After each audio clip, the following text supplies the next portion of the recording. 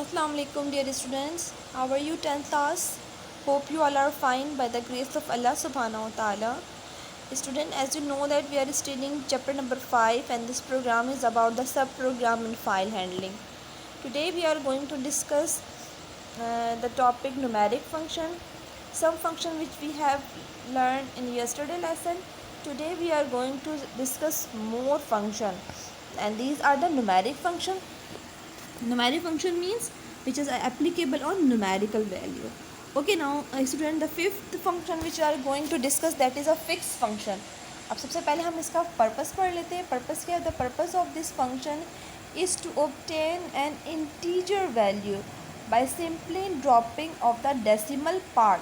यानी कि इसमें क्या होता है कि हम वैल्यू को राउंड ऑफ नहीं करते हैं, बल्कि हमारे पास जो वैल्यू गिवन होती है उसका डेसिमल पार्ट हम ड्रॉप कर देते हैं.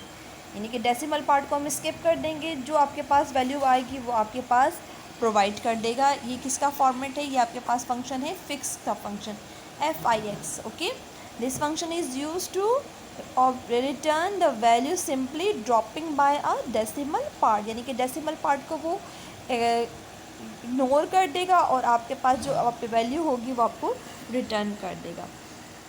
The another function that is a tab function. Tab function क्या होता है?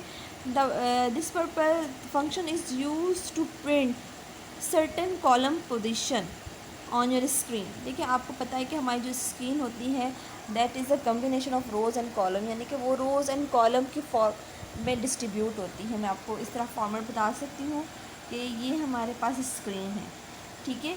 इसमें छोटे छोटे से रोज़ एंड इस तरीके से यहाँ पर रोज़ होंगे और यूँ करके कॉलम होते हैं. अब हम आज जो राइट करते हैं वो रो एंड कॉलम के कम्बिनेशन में कोई भी लेटर इस तरह हर एक पॉइंट पे ला जाके करेगा. इसको हम पिक्सल कहते हैं. इस तरह हम राइट करते हैं. तो अब अगर हमें अपने कंप्यूटर की स्क्रीन पर किसी सर्टेन कॉलम में कोई नंबर लेटर राइट करना हो, फॉर एग्ज़ाम्पल मैं कुछ भी राइट करना चाहती हूँ, तो अगर मैं कॉलम पे मूव करना चाहती हूँ, यानी कि अपनी स्क्रीन पर आगे से, जैसे हम लोग प्रिंट करवाते हैं तो यहाँ पर लेटर प्रिंट होता है, लेकिन अगर मैं चाहती हूँ कि मेरा जो लेटर हो वो यहाँ पर प्रिंट हो, मिड में प्रिंट हो, मोस्ट लेफ्ट में प्रिंट हो, तो इसके लिए मैं कौन सा फंक्शन यूज़ करूँगी? मैं टैब फंक्शन यूज़ करूँगी. इस टैब फंक्शन का काम क्या होता है कि हम जो भी प्रिंट करवा रहे हैं, जो हमारी रिक्वायर्ड कॉलम होगा वो उसमें जाके लेटर को क्या कर देगा? प्रिंट कर देगा. अब जो ये लेटर की रेंज होती है, यानी कि ये जो कॉलम्स की रेंज होती है, ये होती है 255 तक. यानी कि 1 से लेकर फर्स्ट कॉलम से लेकर 255 कॉलम तक मौजूद होते हैं GW बेसिक में. ये MCQ उसके लिए बहुत इंपॉर्टेंट है.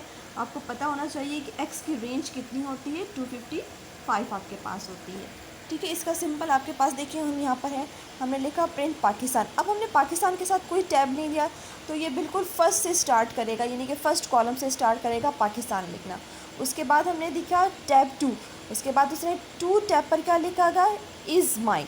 यानी कि उसने कॉलम नंबर 2 पर जाकर क्या लिखेगा? अब कॉलम नंबर 2 का मतलब क्या होगा? कॉलम नंबर 2 का मतलब ये होगा कि जहाँ तक हमने पाकिस्तान लिखा है उसके आगे 2 टैब को छोड़ देगा, 2 कॉलम को छोड़ देगा. उसके बाद राइट करेगा इज़ माई. उसके बाद टैब 4. टैब 4 का मतलब क्या होगा कि 4 कॉलम को वो स्किप करेगा और फिफ्थ कॉलम पे जाके क्या लिखेगा? कंट्री. ठीक है. तो ये हमारे पास कौन सा फंक्शन कहलाता है? ये हमारे पास टैब फंक्शन कहलाता है.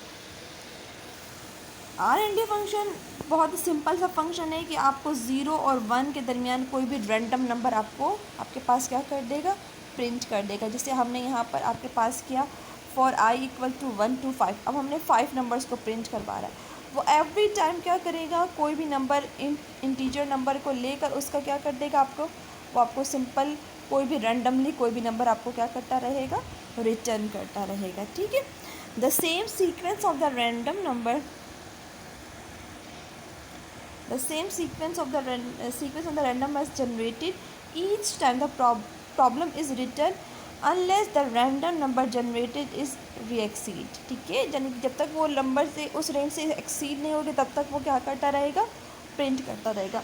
If x is equal to 0 then the last number is repeated. ठीक है. जैसे 0 होगी तो जो लास्ट नंबर होगा वो रिपीट हो जाएगा. To get random number within the range of 0 through n we use following formula. ठीक है. ये हम फार्मूला यूज़ करते हैं.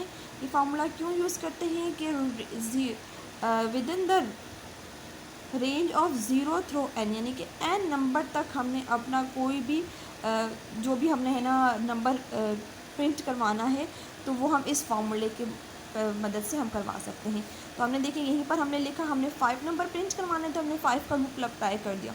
उसके बाद इन R&D मल्टीप्लाई बाय 100, ठीक है, यानी कि 101 की रेंज में उसने नंबर को क्या करना है, प्रिंट करना।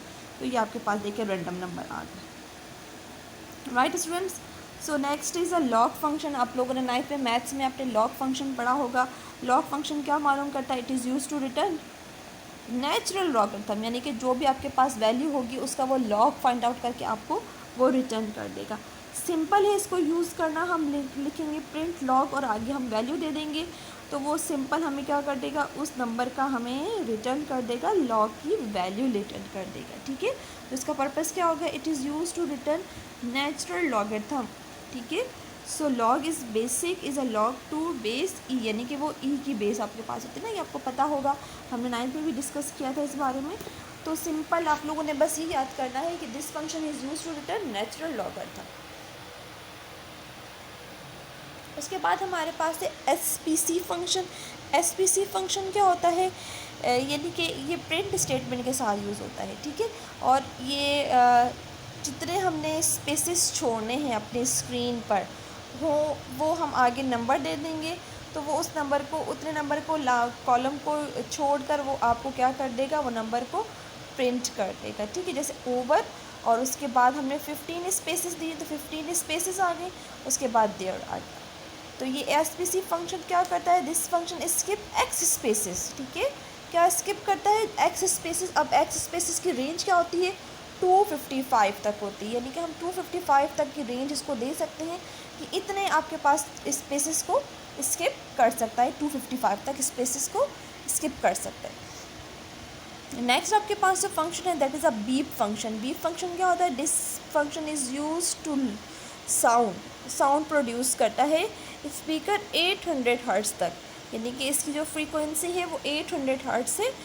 ठीक है, for a quarter of the second, यानी कि क्वार्टर सेकेंड तक ये बीप की आवाज़ आपको आती है, बीप इस तरीके से, यानी कि जब प्रोड्यूस होती है, साउंड प्रोड्यूस होता है।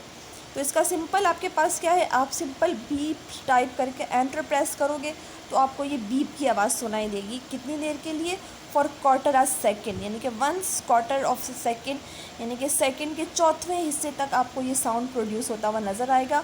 और इसकी फ्रीक्वेंसी कितनी होगी, इसकी फ्रीक्वेंसी होगी 800 हर्ट्ज़ तक फ्रीक्वेंसी होगी। तो स्टूडेंट्स आज हमने 5 फंक्शंस भी स्टडी किए। आप लोगों ने इन तमाम 5 फंक्शंस के आप लोगों ने क्या करने हैं, आप लोगों ने इनके सिंटैक्स और इनके पर्पसेस याद करने हैं। और इट इज़ वेरी बेटर कि आप जिन्होंने बेसिक में इनके तमाम जितने भी छोटे छोटे मिनी प्रोग्राम एग्जाम्पल में आपको राइट किए हुए हैं, आप इनको ट्राई करो। ठीक है, और इनके आउटपुट फाइंड आउट करो तो आपको ये बहुत अच्छे से लर्न हो जाएंगे। इंशाल्लाह अगले लेक्चर के साथ मिलते हैं, अपना ख्याल रखिएगा। फ़ी अमान अल्लाह, अस्सलामु अलैकुम व रहमतुल्लाहि व बरकातुहू।